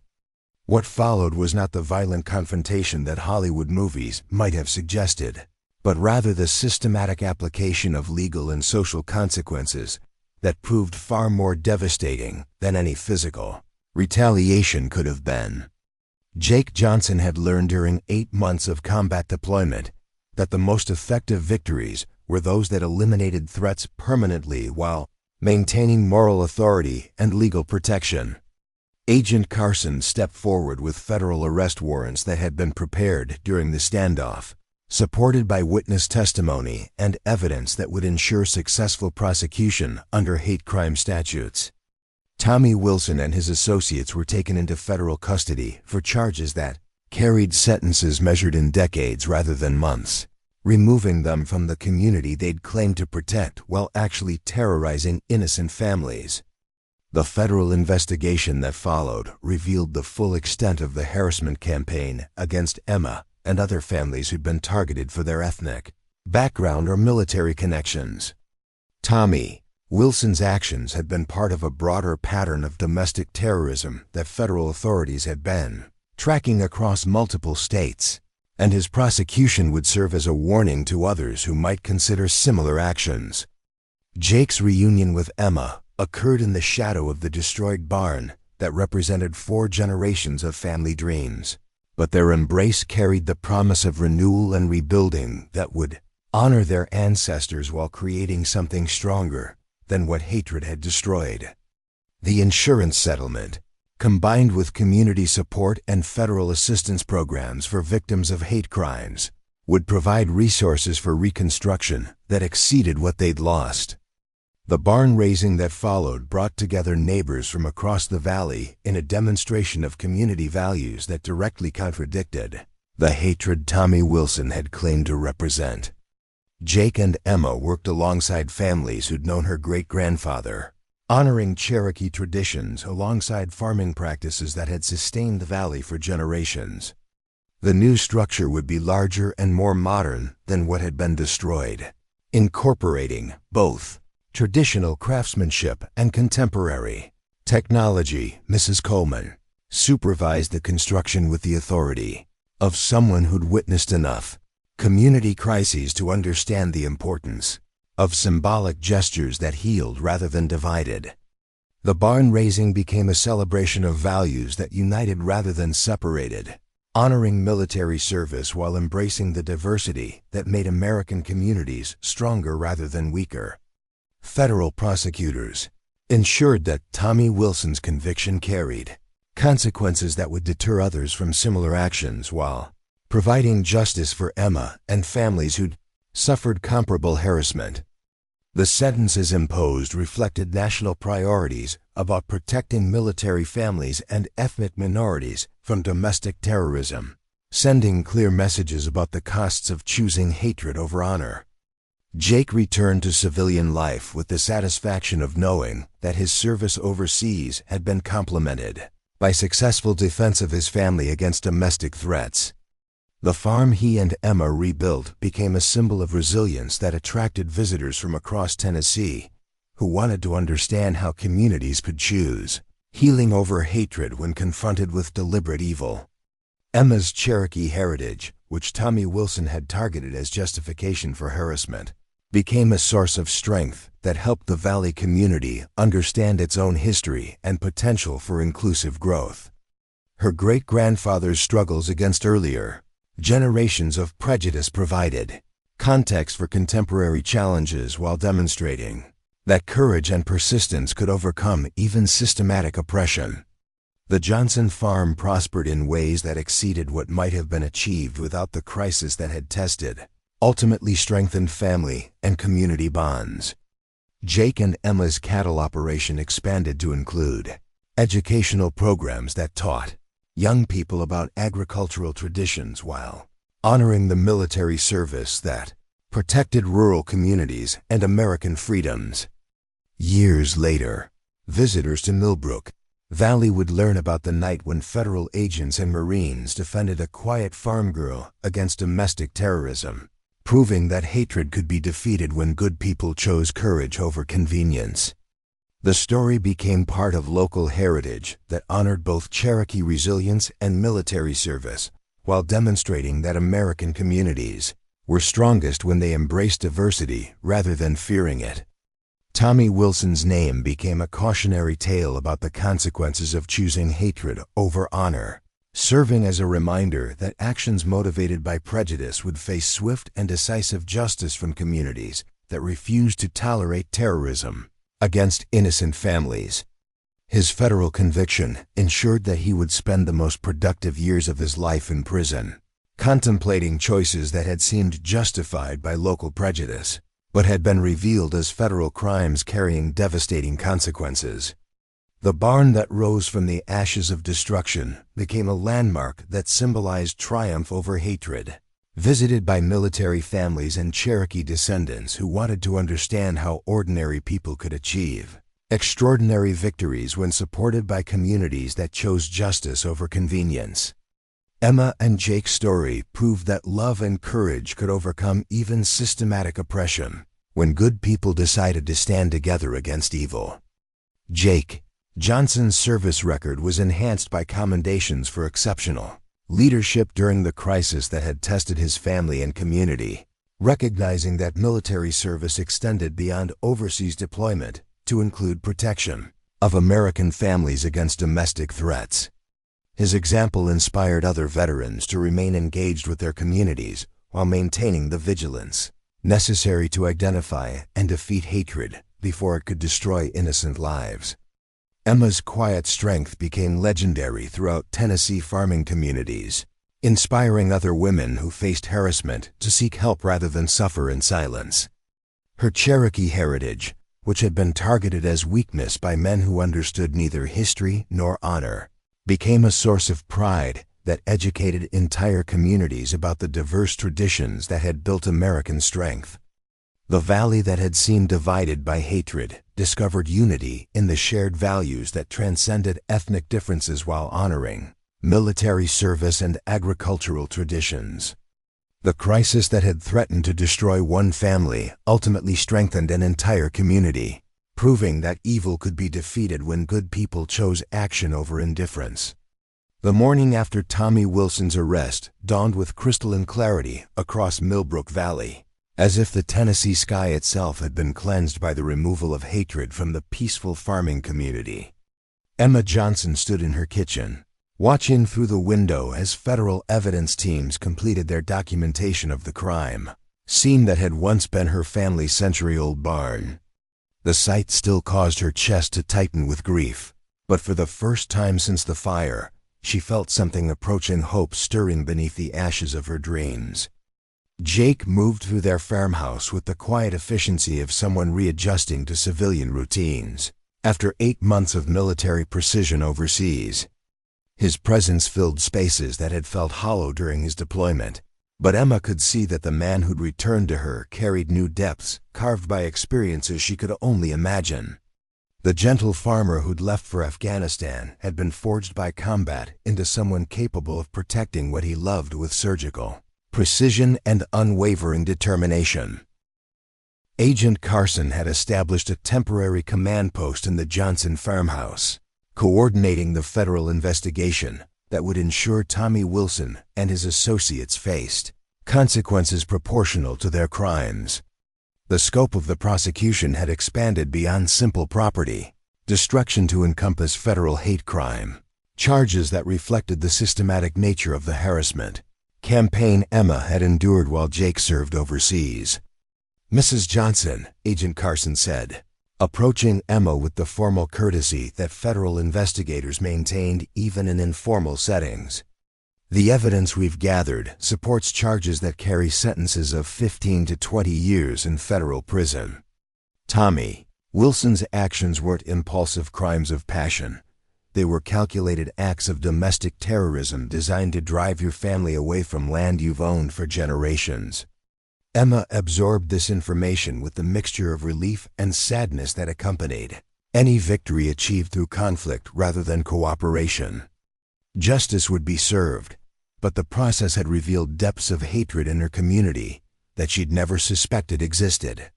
"Agent Carson, I appreciate everything you've done, but I keep wondering how many other families have faced similar harassment without federal protection." The question touched on broader issues that extended far beyond individual prosecution.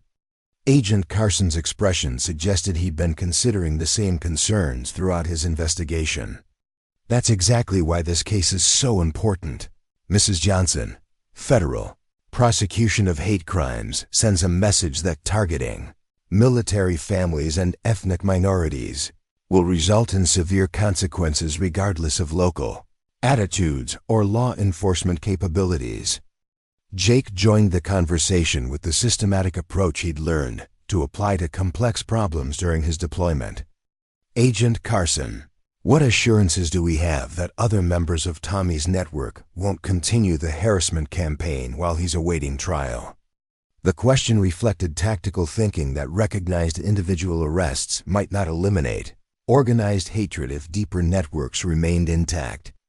Agent Carson's response indicated that federal investigators had considered this possibility and developed comprehensive strategies to address it. "Sergeant Johnson, our investigation revealed that Tommy Wilson was acting as part of a larger network that extends across multiple counties. We've executed simultaneous arrests that should dismantle the entire organization." Mrs. Coleman arrived with her characteristic perfect timing, bringing fresh-baked bread and the kind of community intelligence that made formal law enforcement look primitive by comparison. Her network of elderly neighbors had been monitoring local sentiment since Tommy's arrest, and her assessment of community reaction would prove more accurate than any opinion poll. "The decent folks are relieved that this nonsense is finally being addressed properly," she reported, settling into a kitchen chair with the authority of someone whose judgment had been tested by decades of community crisis. "But there's also concern about outside interference in local affairs, even when that interference is necessary and appropriate." Emma understood the subtext. Rural communities valued self-reliance and local solutions to local problems, and federal involvement, however justified, could be perceived as criticism of local law enforcement and community leadership. The challenge would be healing divisions created by the crisis while ensuring that justice was served and future harassment prevented. Jake's assessment of community dynamics reflected his understanding of the delicate balance between outside assistance and local autonomy. "Mrs. Coleman, how do we rebuild community trust while making sure everyone understands that hate crimes won't be tolerated regardless of local attitudes?" The question went to the heart of social change in small communities where personal relationships often mattered more than abstract principles. Mrs. Coleman had witnessed enough transitions to understand that sustainable progress required patience, education, and the kind of moral leadership that couldn't be imposed from outside, but had to emerge from within. "Honey, change happens one conversation at a time in places like this," she replied. "People need to see that Emma and Jake are their neighbors first, and everything else second. They need to understand that protecting military families and respecting Cherokee heritage aren't political positions, they're basic human decency." The wisdom in her words reflected decades of experience navigating community conflicts that had tested but ultimately strengthened the social fabric of Millbrook Valley. Mrs. Coleman had seen the community survive economic depression, generational conflicts, and cultural changes that had seemed insurmountable when they occurred, but had been absorbed through patience and mutual respect. Sheriff Hayes arrived with the subdued demeanor of someone whose professional competence had been questioned by events beyond his control. His conversation with Agent Carson revealed the tensions between local and federal law enforcement that often complicated rural investigations, involving sensitive issues like hate crimes and domestic terrorism. "Agent Carson, I want you to know that my department will cooperate fully with federal prosecution. But I hope you understand that this case has implications for community relations that extend beyond criminal justice," Sheriff Hayes said. His tone suggested someone walking carefully between competing loyalties and professional obligations. Agent Carson's response reflected federal understanding of local complexities while maintaining clear priorities about enforcing laws that protected vulnerable populations from systematic harassment. "Sheriff Hayes, we appreciate your cooperation, and we understand that federal involvement can create challenges for local law enforcement. Our goal is justice, not criticism of local capabilities." The diplomatic exchange revealed underlying tensions that would require careful management to ensure that federal prosecution didn't inadvertently damage community relationships that would be crucial for Emma's long-term safety and integration. Jake's military experience with civilian populations provided useful perspective on these challenges. "Sheriff, Agent Carson, I think we all want the same outcome, a community where military families and ethnic minorities can live without fear of harassment," Jake said. "The question is how we achieve that goal while respecting local autonomy and federal legal requirements." His intervention reflected leadership skills developed during deployment, where success often required balancing competing interests while maintaining focus on essential objectives. The ability to find common ground between federal agents and local law enforcement would prove crucial for ensuring that prosecution proceeded smoothly while community healing began. Tyler Brooks had been conducting technical analysis of evidence that revealed the sophisticated planning behind what had appeared to be spontaneous hate crimes. His findings added disturbing dimensions to the case that suggested Tommy Wilson's actions were part of a broader pattern of organized harassment, targeting military families throughout the region.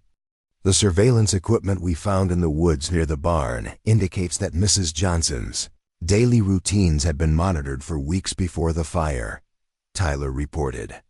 This wasn't impulsive vandalism, it was calculated terrorism designed to maximize psychological impact while minimizing legal exposure. The revelation that Emma's life had been under systematic observation added new layers of violation to crimes that had already exceeded her worst fears. The knowledge that strangers had been watching her morning chores and evening routines, cataloging her vulnerabilities while planning attacks on her family's heritage, made her feel exposed in ways that no amount of federal protection could completely address. Marcus Rivera's investigation of the barn fire had uncovered evidence of accelerants and timing devices that suggested expertise beyond what local criminals typically possessed. His analysis pointed toward outside assistance that connected Tommy Wilson's actions to broader networks of domestic terrorism operating across multiple states. The sophistication of the incendiary devices indicates training or guidance from sources with military or law enforcement backgrounds, Marcus explained. This level of technical competence suggests coordination with organizations that have resources and expertise beyond what small-town harassment typically involves. Dave Knox had been coordinating with federal counterterrorism units to ensure that the investigation addressed all aspects of the network that had targeted Emma's family. His briefings revealed connections between local harassment and national organizations dedicated to intimidating military families and ethnic minorities who represented changing demographics in rural communities. "We're dealing with domestic terrorism that's been disguised as local prejudice," Dave concluded. The federal charges reflect the reality that these crimes were part of a coordinated campaign designed to drive targeted families away from communities where they have every right to live and thrive. Emma's processing of this information required her to reconceptualize everything she'd experienced during Jake's deployment. What she'd interpreted as personal harassment by local bullies had actually been systematic terrorism conducted by organized networks with resources and coordination that exceeded anything she'd imagined possible in her peaceful valley.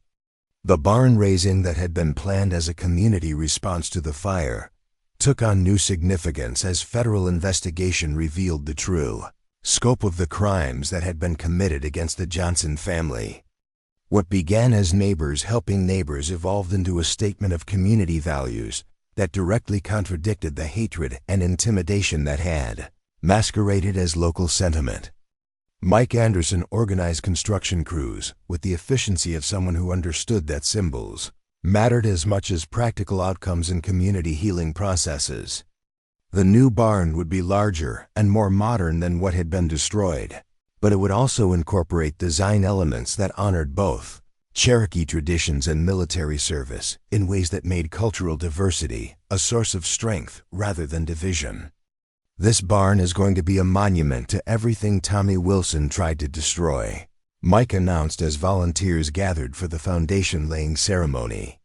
"It's going to represent Cherokee heritage, military service, agricultural tradition, and community solidarity all rolled into one structure that will stand for generations."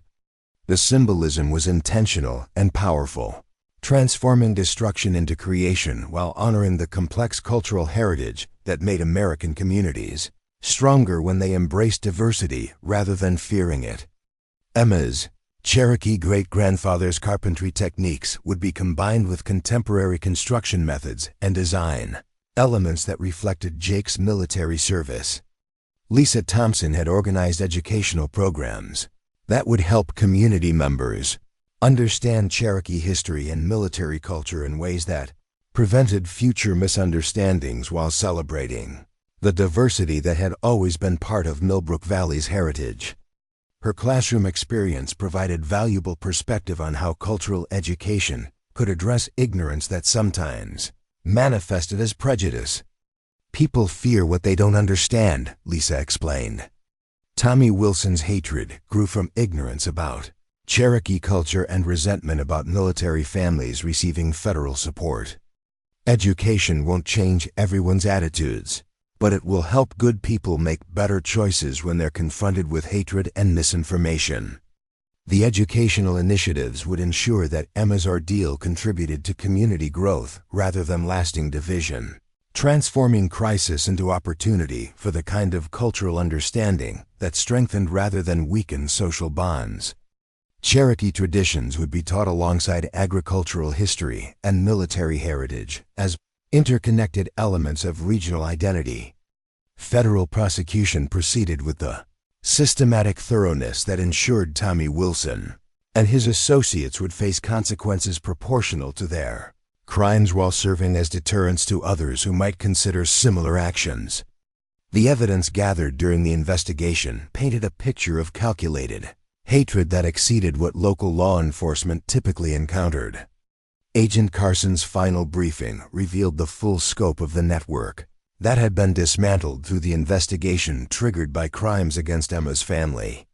23 arrests across 4 states, with evidence of coordinated harassment campaigns targeting over 40 military families and ethnic minority households. This case broke open a domestic terrorism network that had been operating for years. The revelation that Emma's courage in reporting harassment had led to the dismantling of a multi-state terrorism network added significance to her ordeal that extended far beyond personal justice. Her willingness to seek federal help when local law enforcement proved inadequate had protected dozens of other families who might have faced similar harassment without intervention. Jake's transition back to civilian life was complicated by the knowledge that his family had been targeted specifically because of his military service. But it was also enriched by the understanding that federal protection reflected national gratitude for military sacrifice.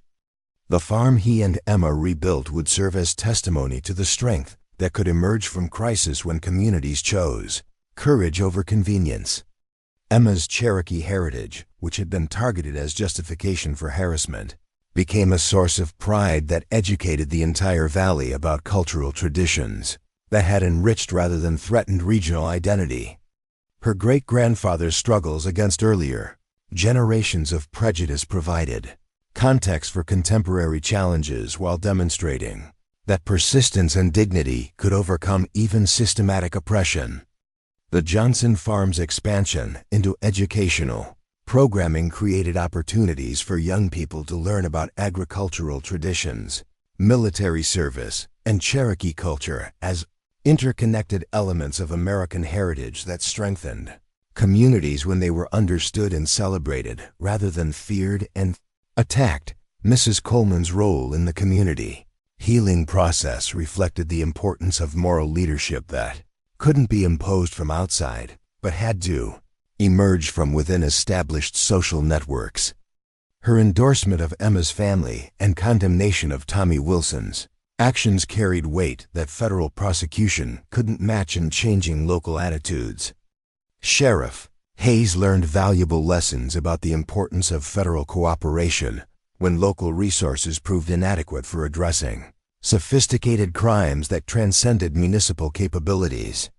His department's collaboration with federal agents became a model for rural law enforcement agencies facing similar challenges in an era of increasing domestic terrorism. The valley that had seemed divided by hatred discovered unity in shared values that transcended ethnic differences while honoring military service and agricultural traditions that had sustained the community for generations. The crisis that had threatened to destroy one family ultimately strengthened an entire region by forcing honest confrontation with prejudices that had been allowed to fester in shadows. Years later, visitors to the Johnson farm would learn about the night when federal agents and Marines defended a Cherokee farm girl against domestic terrorism, proving that American communities were strongest when they protected rather than persecuted the diversity that had always been a source of national strength. The story became part of regional heritage that honored courage over cowardice while demonstrating that evil could be defeated when good people chose action over indifference. Tommy Wilson's federal conviction ensured that he would spend the most productive years of his life in prison, contemplating choices that had seemed justified by local prejudice, but had been revealed as federal crimes carrying devastating consequences.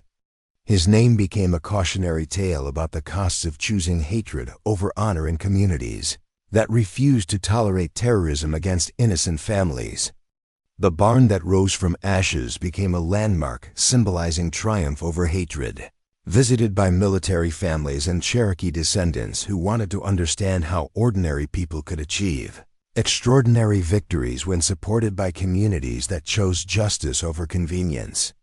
Emma and Jake's story proved that love and courage could overcome even systematic oppression when good people decided to stand together against evil. 3 months after Tommy Wilson's sentencing to 18 years in federal prison, Emma Johnson stood beside the gleaming new barn that had risen from the ashes of hatred like a phoenix testament to community resilience. The structure towered over the Tennessee landscape with modern steel framing and traditional red oak accents, incorporating Cherokee symbols carved by artisans who'd traveled from the reservation to honor her great-grandfather's heritage. The barn wasn't just a replacement for what had been destroyed, it was a monument to the power of unity over division. Jake emerged from the cattle pasture with the satisfied expression of a man who'd successfully rebuilt everything that malice had attempted to destroy. His prize Holstein herd had been restored with breeding stock donated by farmers from across the region, creating genetic lines that exceeded what the family had lost in the fire. The insurance settlement, combined with federal victim assistance funds and community donations, had provided resources for improvements that transformed tragedy into opportunity. The federal investigation's conclusion had revealed connections that stretched far beyond Millbrook Valley, exposing a network of domestic terrorists who'd been targeting military families and ethnic minorities across the rural South. Tommy Wilson's conviction had triggered prosecutions in 6 states, dismantling an organization that had operated through intimidation and violence for over a decade. Emma's courage in seeking federal assistance had protected hundreds of families who might have faced similar harassment without intervention. Agent Carson returned for the barn dedication ceremony that would officially close the federal case while celebrating the community healing that had emerged from crisis. His presence served as a reminder that hate crimes against military families remained federal priorities, but also as recognition that successful prosecution required community cooperation and moral leadership that couldn't be imposed from outside. Mrs. Johnson, this investigation became a model for how federal and local authorities can work together to address domestic terrorism in rural communities, Agent Carson explained as he toured the reconstructed farm. Your willingness to report systematic harassment and your community's response to that harassment demonstrated that evil can be defeated when good people choose courage over convenience. Emma had learned that her ordeal represented something larger than personal persecution, but she'd also discovered that healing required more than legal victory. The months following Tommy's arrest had been filled with conversations, education, and relationship building that addressed the ignorance and fear that had allowed hatred to flourish in a community that considered itself welcoming and inclusive. The Cherokee Cultural Center that had been established in conjunction with the barn rebuilding provided educational opportunities that helped Valley residents understand the Fondly indigenous heritage that had always been part of their regional identity. Emma's great-grandfather's story became a teaching tool that illustrated how cultural diversity had strengthened rather than weakened rural communities throughout American history. Lisa Thompson had developed curriculum that was being adopted by school districts across Tennessee, using Emma's experience to teach young people about recognizing and reporting hate crimes while celebrating the military service and cultural traditions that made their community stronger. The educational programs ensured that future generations would be better equipped to choose inclusion over exclusion when confronted with differences they didn't immediately understand. The most important lesson we can teach our children is that America's strength comes from our diversity, not despite it, Lisa explained as she prepared materials for the barn dedication ceremony. Emma's Cherokee heritage and Jake's military service aren't separate from their farming tradition. They're all part of the same American story that makes this valley special. Mrs. Coleman supervised the final preparations with the authority of someone whose moral leadership had been crucial in guiding community response to the crisis. Her network of elderly neighbors had become informal ambassadors for cultural understanding, using their influence to ensure that the lessons learned from Tommy Wilson's crimes would be remembered and applied when future challenges arose. Hatred grows in darkness, but it dies in the light of good people who refuse to stay silent when evil tries to take root, Mrs. Coleman observed as volunteers arranged displays that would tell the complete story of the Johnson family's ordeal and recovery. This barn raising isn't just about construction, it's about the kind of community we choose to be. The ceremony itself drew visitors from across the region, including Cherokee leaders, military families, federal officials, and farming communities that had followed the case through media coverage. Their presence transformed a local event into a statement about American values that resonated far beyond Millbrook Valley's peaceful hills. Jake's remarks to the assembled crowd reflected the leadership skills he'd developed during deployment, but also the humility of someone who understood that individual courage meant nothing without community support. Emma and I didn't choose to become symbols of anything. We just chose to stand up for our right to live peacefully on land our families have worked for generations. The fact that this simple choice required federal intervention says something important about the challenges we still face as a country. Emma's speech focused on the importance of education and understanding in preventing future hate crimes, but also on the gratitude she felt toward neighbors who'd chosen solidarity over silence when confronted with terrorism disguised as local prejudice. My Cherokee great-grandfather faced similar challenges in this valley nearly a century ago, and he overcame them through patience, dignity, and the support of good people who recognized that his culture enriched rather than threatened their community. The dedication ceremony included traditional Cherokee blessings alongside military honors and agricultural celebrations that reflected the complex heritage the new barn was designed to commemorate. The structure itself incorporated design elements that told the story of cultural synthesis rather than cultural conflict, demonstrating how diversity could create beauty and strength when embraced rather than feared. Sheriff Hayes acknowledged the lessons his department had learned about the importance of federal cooperation when local resources proved inadequate for addressing sophisticated crimes.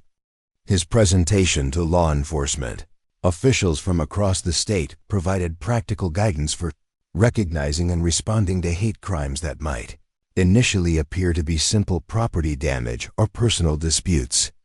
The key insight from this case is that systematic harassment often escalates to serious violence if it's not addressed through appropriate legal channels, Sheriff Hayes explained. Federal hate crime statutes is specifically to protect vulnerable populations when local prejudices might interfere with objective law enforcement. Mike Anderson's hardware store had become an unofficial information center for visitors who wanted to understand how rural communities could respond to hate crimes while maintaining the social cohesion that made small-town life appealing. His role in organizing the barn raising had demonstrated how business leadership could provide moral direction during community crises. The economic impact of this case extended far beyond the Johnson family, Mike explained to journalists who were documenting the community's recovery process.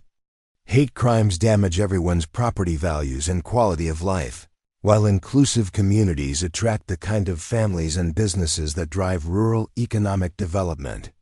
The livestock show that accompanied the barn dedication featured Emma's restored Holstein herd alongside cattle donated by farmers who'd wanted to demonstrate practical solidarity with a family that had been targeted for domestic terrorism. The quality of the animals exceeded what had been lost in the fire, representing community investment in the Johnson family's agricultural future. Jake's military unit had established a scholarship fund that would provide educational opportunities for children from military families and ethnic minority backgrounds who might face similar challenges. The program ensured that Emma's ordeal would contribute to positive outcomes for young people who deserved opportunities to pursue their dreams, without fear of harassment or intimidation. The media coverage of the barn dedication reached national audiences, inspiring similar community responses to hate crimes in other rural areas where federal prosecution had dismantled domestic terrorism networks. Emma's story became a model for how individual courage could catalyze broader social change when supported by communities that chose justice over convenience. Federal prosecutors used the case as a training example for attorneys who specialized in hate crime prosecution, demonstrating how careful evidence gathering and community cooperation could result in convictions that served both justice and deterrence functions. The sentences imposed on Tommy Wilson and his associates had already discouraged similar crimes in other jurisdictions. The Cherokee Nation's participation in the ceremony provided cultural context that helped non-native visitors understand the historical significance of Emma's experience within broader patterns of indigenous survival and adaptation. Tribal leaders spoke about the importance of allies who chose solidarity over silence when confronted with systematic persecution. Dave Knox, Marcus Rivera, and Tyler Brooks attended the ceremony in dress uniforms that honored both their military service and their role in protecting a fellow Marine's family against domestic terrorism. Their presence reminded everyone that military brotherhood extended beyond battlefield experiences to include defending American families against all enemies, foreign and domestic. Emma Johnson represents the kind of military spouse who deserves protection from everyone who benefits from the freedoms that military service preserves, Dave Knox observed during his remarks to the assembled crowd. The fact that her husband was serving overseas when she was terrorized makes these crimes particularly heinous, but it also makes our response particularly important. The rebuilt farm had become a destination for military families who wanted to understand how federal resources could protect them from hate crimes, while rural communities could choose healing over division when confronted with domestic terrorism.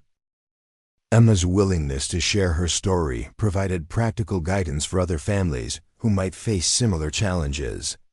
Years later, the Johnson farm would be remembered as the place where a Cherokee farm girl's courage and a Marine's love had overcome organized hatred through community solidarity and federal protection. The barn that rose from ashes became a symbol of American resilience that proved diversity was a source of strength rather than division when good people chose action over indifference.